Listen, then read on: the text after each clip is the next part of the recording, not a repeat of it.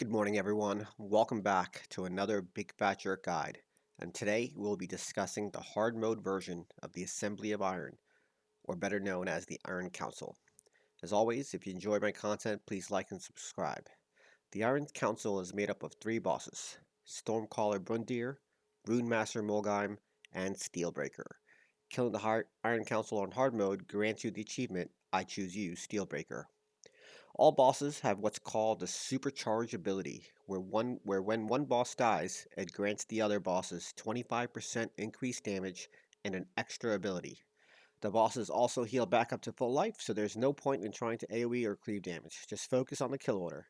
If you have a hunter, aspect of the Viper is really good here. Otherwise, a nature resist totem from shamans work well too. On hard mode, we kill Stormcaller Brundir first, and he has two main abilities you need to deal with: Chain Lightning, which targets random raid members and bounces between 5 people up to 6,000 nature damage, must be interrupted every time. Next, he has Overload, which everyone in the raid, including the tank, must run out 30 yards so they don't die. This is similar to the Mimiron Shock Blast mechanic. While killing Stormcaller Brundir, Runemaster Molgeim will periodically cast Shield of Runes on himself, which must be spell stolen or purged immediately. The reason it needs to be spell stolen or purged right away is because if it absorbs 50,000 damage, it will convert that damage into a 50% increased damage buff for 15 seconds. It's not too threatening when you're still DPSing Brundir, but when you're actually DPSing Molgeim, 50,000 damage happens very quickly, especially if you're standing in a Rune of Power. Speaking of Rune of Power, Rune Master Molgeim will periodically spawn these blue circles on the ground called Rune of Power, which does have a DBM timer. The first one might not come up on your DBM timer, but everyone after that should.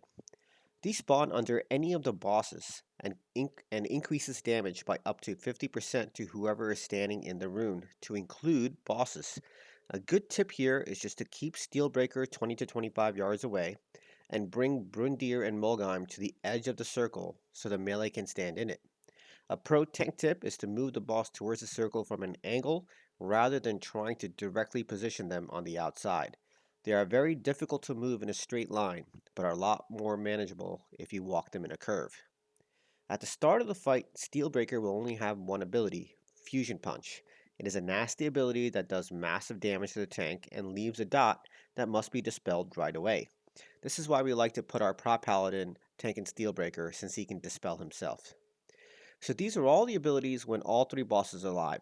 Simply interrupt Chain Lightning, run out for Overload, spell steal or purge Shield of Runes, stand in Rune of Power, and dispel Fusion Punch. After Stormcaller Brundir dies, Molgeim will get a new deadly ability called Rune of Death, which are large green circles on the ground. These spawn under the feet of a random player. This rune does incredible amounts of damage, and we typically bait this rune by having the range spread out. The first Rune of Death will not be on your DBM timer, but everyone after that should be. Expect the first Rune of Death about 30 seconds after Brundir dies. Mages should blink out of this. Warlocks can use their personal teleporter. Hunters can disengage. You can rocket boots, or if you have to, divine sack if there are multiple people within a rune. Do what you have to survive this mechanic, guys. Steelbreaker will get a new ability called Static Disruption. This is just a dot that gets placed on a random raider and does AoE damage to anyone near them within 5 seconds. This is another ability you can bait. Holy Paladins are the best for this. Simply have your Holy Paladin be the furthest away from Steelbreaker, and he can force the Static Disruption dot onto himself. Hunters work well for this as well. Spell Steal Molgeim right away. Continue to stand in Rune of Power. Continue to dispel Fusion Punch. Stay out of Rune of Death and heal through Static Disruption. Doing this will get you to Phase 3. There is one important thing I want to mention about the transition from Molgeim to Steelbreaker. Once you kill Molgeim, there will be no longer any more new Runes of Power spawning. It is best for the raid leader to keep an eye on the DBM timer for the Rune of Power, get Molgeim really low to like 5 or 8%, let the Rune of Power spawn, pop Heroism, kill Molgeim, and then hard burst on Steelbreaker. The reason we recommend doing it this way is because Steelbreaker's new ability is called Overwhelming Power. Steelbreaker will cast Overwhelming Power on the tank, giving him increased damage by 200%, resulting in a meltdown 45 seconds later. After 45 seconds, he will explode for massive damage and die. If your DPS is high enough, you can kill Steelbreaker before your tank dies. This is important because every time a player dies, Steelbreaker will heal about 40% of his health back. This can be mitigated with Aim Shot, Mortal Strike, and Wound Poison.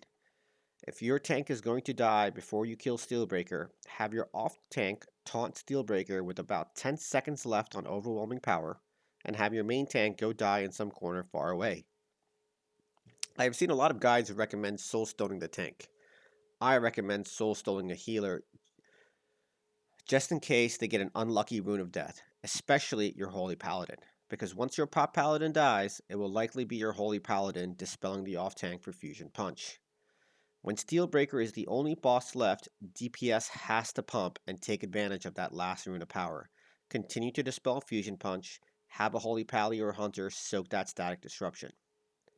Thanks for watching this guide on Iron Council Hard Mode, everybody. I wish you all the best of luck.